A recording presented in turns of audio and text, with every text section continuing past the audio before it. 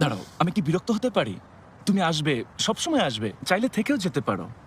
শুধু তোমার কষ্টের কথা চিন্তা করে বলেছি। উফ, দেখো আইদে, এখন এসব ভুলে যাও, আমার খুব ঘুম পাচ্ছে। এসো আমরা একসাথে বসে পাইটা খাই আর গল্প করি। চা নাকি কফি খাবে? শোনো, চা ভালো বানাই, তবে কফিও আছে কিন্তু। তুমি কফি লাইক করো?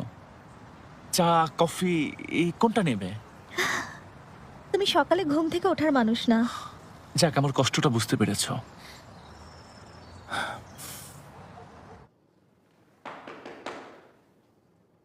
Come in.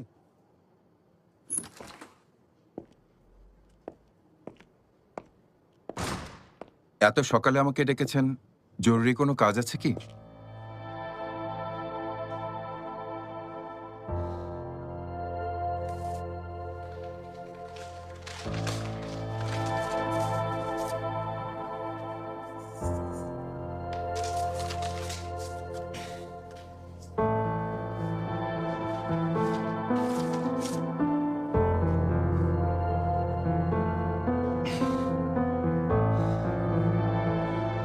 এই নিকৃষ্ট কাজের মানে কি আমাকে একটু বুঝিয়ে বলবেন? এগুলো আপনার কাছে কেন? আমার ব্যাখ্যা শোনাতে ডাকিনি, আপনার ব্যাখ্যা শোনার জন্য ডেকেছি। ইলদিরিম আপনাকে দিয়েছে?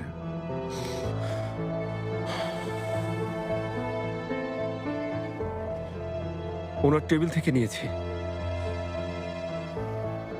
আচ্ছা, তাহলে এই জন্যই ভালো হয়েছে। এর মানে উনি জানেন যে খামটা মিসিং।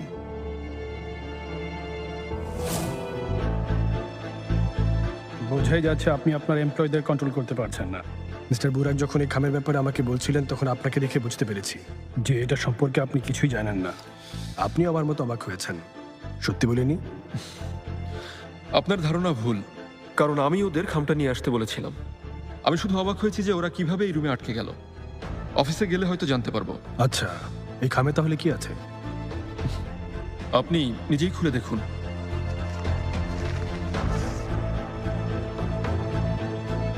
এগুলো কি? একটা রিসার্চ রিপোর্টে দেখা যায় কিছু সোশ্যাল এইড প্রজেক্ট প্রচার ছাড়াই খ্যাতি অর্জন করেছে। আলারা পাবলিসিটি চায় না, সেটা আমি জানতাম, তাই আপনাকে বোঝানোর জন্য এগুলো নিয়ে এসেছি।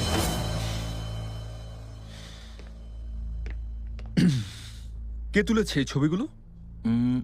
জানি না, হয়তো ফটোগ্রাফার, কিন্তু খুবই সুন্দর ছবি তোলে। এগুলো মিস্টার ইলদিরিমের কাছে পাঠিয়ে আপনি কি প্রমাণ করতে চেয়েছিলেন মিস্টার বুরাক? এই কোম্পানিকে বাঁচাতে যা যা করা লাগে করব।